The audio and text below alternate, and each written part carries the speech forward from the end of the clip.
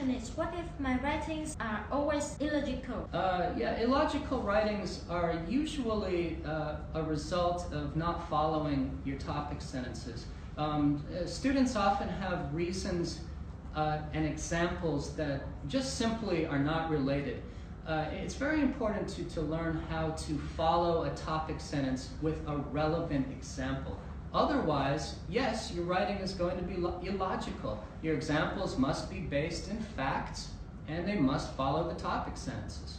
Đây cũng là một điều mà thầy đã nhắc trong những câu trả lời vừa qua. Câu hỏi tức là sẽ làm sao nếu như bài viết của mình luôn luôn là không có sự logic.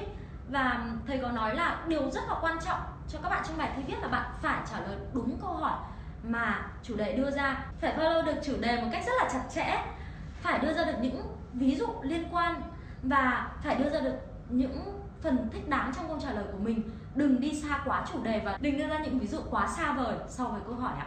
Câu hỏi tiếp theo ạ. Tôi luôn luôn muốn những đoạn văn của mình rõ ràng là có đoạn văn thứ nhất, đoạn văn thứ hai và có phần kết nối rõ ràng, nhưng rất là khó để mà đạt được điều ấy. Again, that's a real good question, and the problem is that many times Vietnamese students simply do not understand the difference between formality and informality. Đây là một lỗi mà học viên Việt Nam rất hay mắc phải ạ. Các bạn rất hay đưa ra những đoạn văn mà nó không theo form, không theo khuôn mẫu, mà các bạn thậm chí có một số bạn còn viết một câu trả lời từ đầu đến cuối trong một đoạn luôn ạ. So of course, preparation is very important in this situation. Before you take the exam, you really must review academic and formal word lists, how to change informal writing to formal writing. It's very important. You can't do it unless you learn it first. Điều này rất quan trọng bởi vì sự chuẩn bị luôn luôn là ngoài về từ vựng ngữ pháp, các bạn cần phải có sự chuẩn bị về Anh ngữ học thuật. Tức là các bạn muốn viết được một đoạn văn có khuôn mẫu rõ ràng chứ không phải là một đoạn văn chỉ như là mình nói mình dịch ra viết, thì các bạn cần phải có sự chuẩn bị về Anh ngữ học thuật để viết được, để làm sao viết được luận điểm luận cứ và trình bày những ý tưởng của mình một cách rất là rõ ràng ạ. Phải có mở bài, phải có thân bài, phải có kết bài và đưa ra được những ý tưởng mang tính kết luận. Vừa rồi chúng mình đã kết thúc phần thứ hai, tức là trả lời những câu hỏi mà email gửi về trong suốt 2 tuần vừa qua. Và phần tiếp theo này bọn mình sẽ trả lời những câu hỏi mà các bạn comment ở ngay bên dưới video ạ. The first one is, do you think I can use the note paper in my speaking? Yes, in your part 2 of the speaking, you'll have some time to take notes. In fact, that is an important part of your part 2 speaking. The speaking part 2, you'll get a speaking task card. On that card, you'll have a 3 or 4 part question, and you are allowed to take notes for about 1 minute for that task. Trong phần nói của các bạn thì có phần 2 là phần nói khó, và các bạn sẽ được đưa cho một tờ thẻ để các bạn có thể take note lại, và các bạn được quyền take note trong vòng 1 phút để chuẩn bị bài nói của mình ạ. Bởi vì đây là những phần nói rất là quan trọng ạ. So this is a very valuable time for you to write down any interesting vocabulary that you want to use and to organize what you want to say. Và đây là thời gian rất là đáng giá cho các bạn để mình có thể được sắp xếp những ý tưởng đưa ra sao cho hợp lý, và nhớ nhấn mạnh những từ ngữ mà các bạn cho là thú vị sẽ xuất hiện trong phần bài nói của mình. But it's important to know that in part 1 of the speaking and in part 3 of the speaking, you will not be able to take notes. You simply have to answer the examiners. Nhưng các bạn sẽ chỉ được take note ghi chú trong phần thứ 2 thôi, và chú ý là phần thứ nhất và phần thứ 3 các bạn sẽ không được take note trước khi trả lời giám khảo đâu ạ. Sẽ chỉ trong phần thứ 2 thôi ạ. The next one is how to speed up my writing task 1.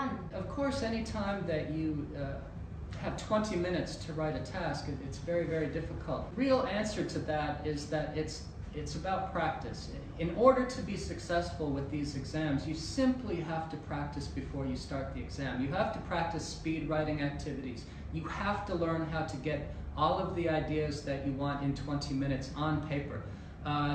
If you just walk in there without practicing, no, you can't do it. You've got to practice before you go. That's the only way. Câu hỏi là làm sao để đẩy nhanh tiến độ viết của mình trong phần thứ nhất của bài viết ạ? Phần bài viết thứ nhất các bạn chỉ có 20 phút thôi, và nó sẽ là một phần khó khi mà các bạn cần phải miêu tả bằng biểu đồ thị. Và thầy nói điều duy nhất các bạn có thể làm và điều quan trọng nhất là các bạn nên luyện tập thật nhiều ạ, để đẩy nhanh tiến độ của mình lên, và đấy cũng là phương thức duy nhất. The next one is common. Can you give me some common topics in writing task 2? Yeah, the common topics that you're going to see over and over again in writing task 2 will be topics such as issues in society, technology, the arts, the environment, education, and infrastructure.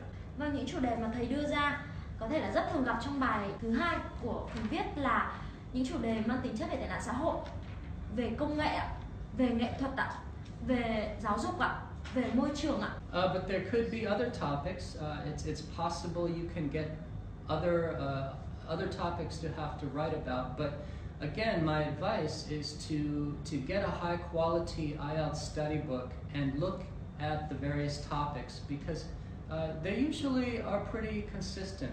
They're usually the same topics over and over and over again. Chắc chắn là ngoài những chủ đề mà thầy đưa ra thì thỉnh thoảng các bạn cũng sẽ có gặp những chủ đề lạ khác. Nhưng việc mình chuẩn bị sẽ là quan trọng nhất, và các bạn nên chuẩn bị một quyển sách IELTS hoặc là theo hướng dẫn của một chương trình IELTS thật sự chất lượng để có sự chuẩn bị nền tảng chắc chắn nhất ạ. Bởi vì những chủ đề thầy đưa ra là những chủ đề rất hay gặp phải, rất hay lặp lại ở rất nhiều đề thi IELTS. Tuy nhiên thì cũng sẽ có những phần mà các bạn sẽ gặp phải những chủ đề lạ hơn chẳng hạn ạ. Thì sự chuẩn bị bao giờ cũng là quan trọng nhất. The next one is, can you recommend any good websites to practice IELTS speaking? Câu hỏi vừa rồi các bạn ấy có nhờ thầy đưa ra những website các bạn có thể luyện tập được trong bài thi IELTS. Thì thầy có đưa ra 2 website mà thầy vẫn hay sử dụng nhất cho học viên của mình.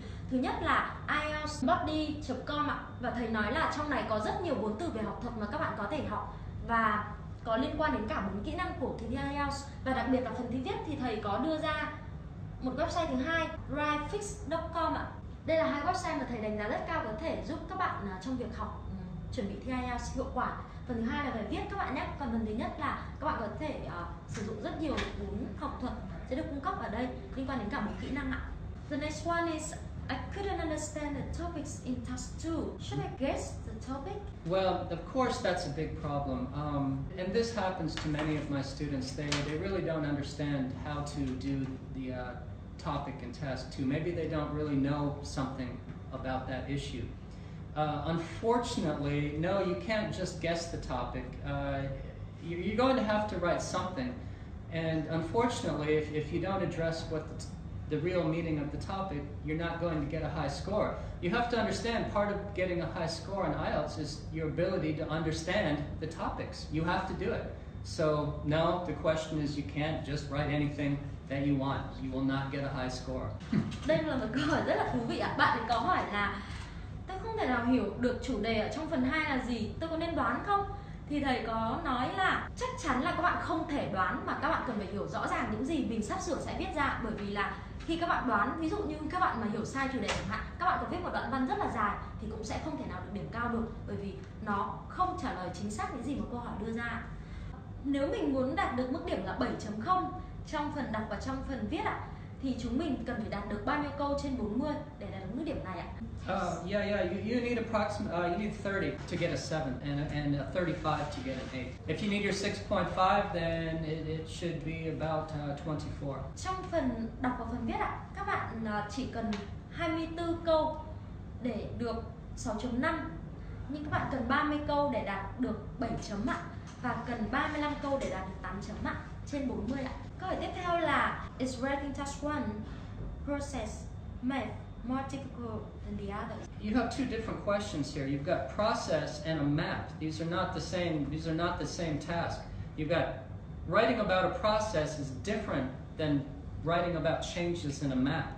No, one is not more difficult than the other. But in the process, you need to describe how something works and how it functions. In changes in a map, you describe changes over a period of time in a location. They're two very different kinds of writing tasks. Two very different tasks. Thầy có nói là 2 phần này là 2 phần rất khác nhau, và nếu như mô tả về quy trình sản xuất thì người ta đã đưa cho các bạn sẵn một quy trình sản xuất rồi và bạn chỉ cần miêu tả lại cái cách làm việc của nó thôi. Nhưng về bảng biểu đồ thị thì các bạn cần phải miêu tả được sự thay đổi đấy nó ảnh hưởng như thế nào. Rõ ràng hai phần này rất khác nhau để mà so sánh ạ. Và nếu như các bạn có sự chuẩn bị tốt thì thầy nghĩ là nó sẽ không quá khó đâu ạ.